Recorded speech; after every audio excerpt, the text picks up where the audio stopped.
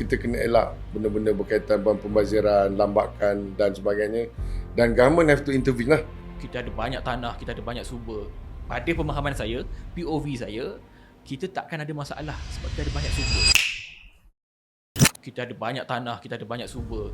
Pada pemahaman saya, POV saya, kita takkan ada masalah sebab kita ada banyak sumber. Adakah itu POV yang betul atau ada plot twistnya, Datuk?